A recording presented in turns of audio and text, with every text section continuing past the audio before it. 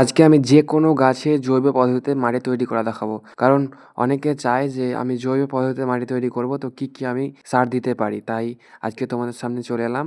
এই মাটিতে আমি কি মেশাচ্ছি তা তোমরা দেখতেই পাচ্ছ। প্রথমেই নিয়েছি ম্যাগনেসিয়াম সালফেট, তোমরা যদি ইউজ করতে পারো তো করবে, না হলে না করবে। আর তারপরে দিচ্ছি নিম খোল, যেটা একবারেই জৈব উপাদান।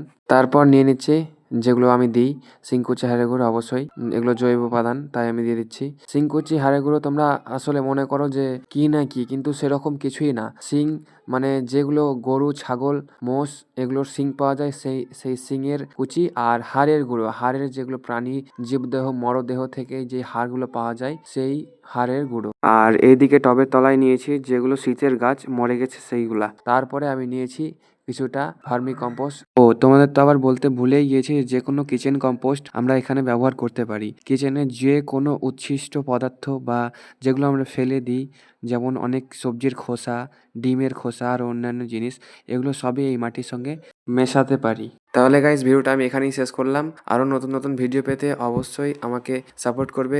আমার এই ইউটিউব চ্যানেলটা অবশ্যই সাবস্ক্রাইব করতে ভুলবে না কিন্তু।